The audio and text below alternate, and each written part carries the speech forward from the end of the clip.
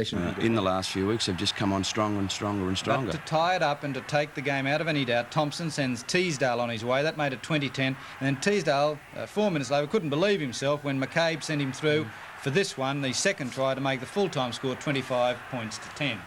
Well, let's go to the 16th minute of the game. St George are leading 7 points to 5, and Gosha awarded this no try, or made this ruling a no try. I want you to watch it closely. The man who watches Morris is the pass to him forward. We'll put the ring of truth on it. Now Gosha immediately rules this pass forward. Look at the line.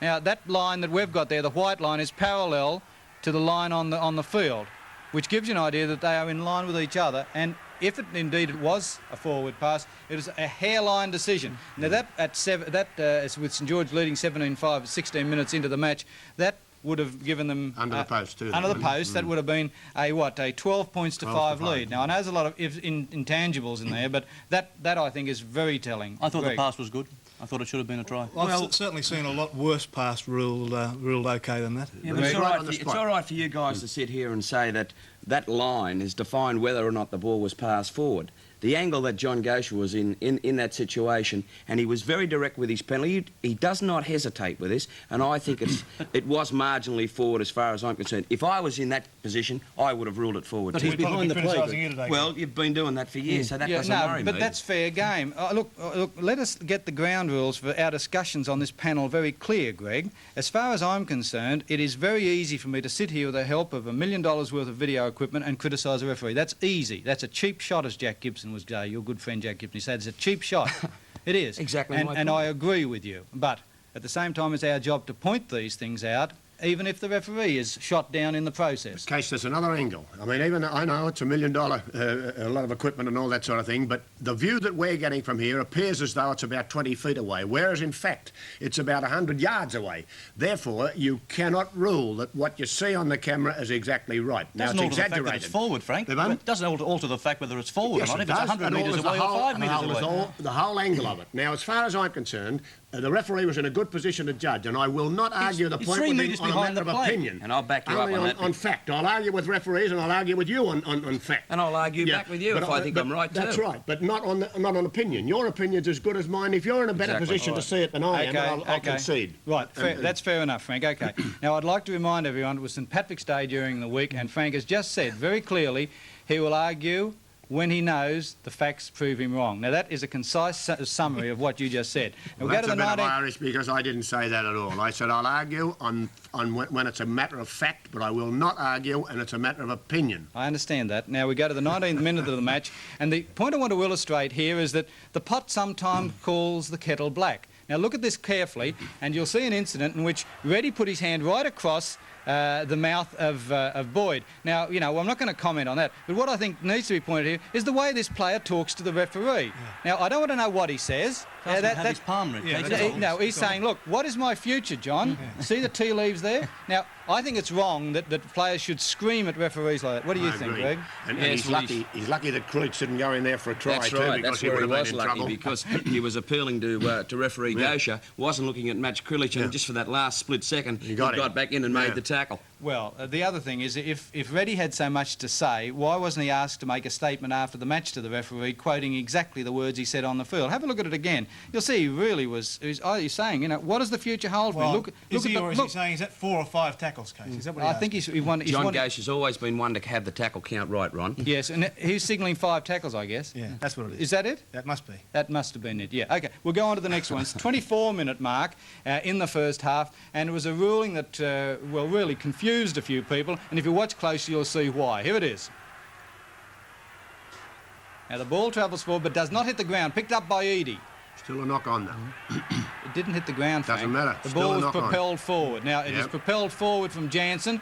Beattie goes up for it and goes down and claims the try. But, and I'll come to the panel now, what do you think? I think it should have been a try. I think that by knocking the ball forward, it was negated by Graham Eadie catching the ball cleanly, which means play on. But that's the operative. Does he catch it cleanly?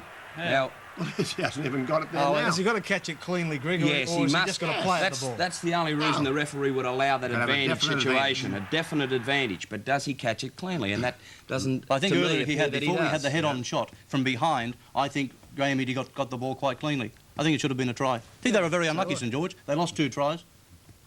Let me say this. You wouldn't argue with anyone, apparently, but just let me say this. Only you. Is it possible for St George to have scored a try there, propelling the ball forward as they did on 2 occasions, and because the ball didn't touch the ground, they've still propelled the ball forward? Could they score a try from it? Only if the same man who propels the ball forward regains possession. If he propels the ball forward and a man comes from an onside position and catches it, that is still a knock-on. Well, that was a knock-on. In that case, because the same person That's what we're saying, and the ruling was correct. didn't gather it. That's right. Okay, fair enough. Well, there it is. Because there's a lot of people left the ground yesterday. If you watch, this is what happens. Wondering about this, because this again was a vital stage of the match. Yes, it was. See, neither of them had the ball then. Needy didn't catch it cleanly. And they both juggled it up, but it went behind Jansen, so he didn't knock on the second time, only the first time. And that perhaps the most contentious part of the whole match, the try scored by Krillage when Gosha seemed to, well, be running shepherd for him. Watch it. Yeah, I don't think he did, Case. No, I'm just trying to promote the scene, that's all. I'm not just... In case, I think we should be more critical of the St George defence there rather than any action of the referee. Gosha agrees with you. He's going into a defensive position. Well, there's only one player he could have impeded, and that's Reddy, and I don't think Reddy would have been there anyway. Actually, Buckley, I think the lock coming across there, I think Gosha possibly got in his way, obscured. And our man Ray Chesterton is there, and he talks first of all to Ray Ritchie, the coach of Manly. Another gutsy win, Ray, but you're running out of players. It was a gutsy win. We had to use the 4 reserves today, but the 4 reserves were more than adequate. And, I'm very thankful for the depth that we have in this club. How do the injuries finish up? We've got our problems, but I think with a bit of luck they'll all be okay. Ray Brown, we thought that Ray had a suspected broken arm, but the club doctors have assured us that that's not the case, and it's only ligaments, so we're thankful for that. Jeff Gerard's got Jeff has a sprained ankle, and possibly he's a big concern. What about halfbacks? You've got Johnny Gibbs on crutches already, and Chisholm was concussed today. He was concussed. He took a couple of bad knocks, and he had the flu. He played with influenza. 5 of the players had influenza today, but it never interfered with their game, and Rick should be okay for next week. How did you get that concussion, Rick? Well, I remember getting the first one, just taking the ball up and then getting hit in a tackle, and then about 2 or 3 minutes later, the same thing's happening. I've taken the ball up again and got hit in a tackle, and the recovery rate just never came good. I just couldn't come good. What about headaches now? Oh yeah, I've got a pretty good headache right now. It'll be with me all night, I'd say. Would you consider switching Alan Thompson to half next week if Chisholm is ill? No, Chisholm will be okay. He will be okay. Does St George play exactly the way you thought they would? We knew they'd be very, very hard to beat. These early games are so essential. And I thought it'd be the hardest game of the round, and it was. It worked out that way.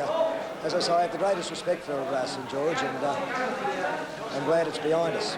Graham, the first try of the season. Yeah, it was good to get over, Ray. How did it come about? I was just backing up mainly.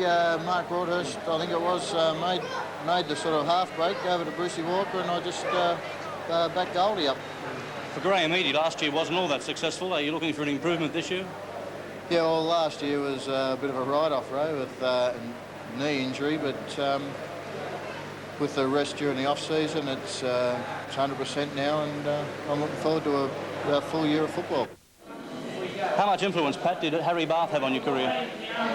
Well, Harry didn't give me much of a go until up to halfway through last season. I was sort of running first grade at that stage, and I was feeling my way at first. And since I've been up here with Roy, he's been a great influence on me. He spends a lot of time with his players, and I've got a lot of faith in him as a coach anyway. You were hitting the line very hard and trying to get the ball away, Pat. Well, that was part of Roy's plan. It's what he wanted me to do. We practiced it at training, and Manly were just a little bit better in defence today. How tough were Manly out there today? Oh, they played well. It was anyone's game up until the last 15 minutes, and they just got away from us. All right, let's ask the panel. What did you think of Manly's performance, first of all? I thought Manly played pretty well. I think that they're justifiably unbeaten at this stage. Although they may have wilted a little late in the match, I thought that they played pretty well. Well, no, they held it when That's right. when I thought they were on toast, they came back, which is a great performance. Sure. St George, Frank. I thought St George played well, but I agree Manly was the better side, and their defence, their improved defence has amazed me. I think they're going to be a tough nut to crack, and I think St George will come good too. When you remember, Frank, they got Randall to come back. That's right. You know, that's going to make them a great outfit midway through. And Randall will be fresh late in the season because he's had a late start. I know that you shouldn't benefit from a suspension, but really it's going to be a big plus for them, Randall being fresh late in the year instead of carrying injuries. How did you think of St George, Greg? Well, I thought they were going to get on top in the second half. I really did. There was a time there where Manly lapsed into a little bit of complacency, or they appeared to me, but all of a sudden they got that new lease of life and come on very strong. On the 10th minute to the 30th minute, I really felt St George were going to click and, you know, pick up the 7 points. I don't think the loss was as bad as you might think for St George. I think those 2 tries were crucial, but there are a few problems with the forwards. But geez, that Jarvis is a good player, Case. Yes. Very strong player. I think it's not as bad as you think about St George. Well, but you've got to live in a factual world, even if Frank wants to. Well, if those 2 tries have been given, but even so, Manly were by far the better side and deserved to win. Yeah, but Roy Masters has got a huge problem. He's lost 3 in a row now, and St George just doesn't exist that way. That's very true. There might be a bit of wrist slashing out at Cogra, but look at this. St George in the next 3 weeks play Canberra, Newtown and Illawarra.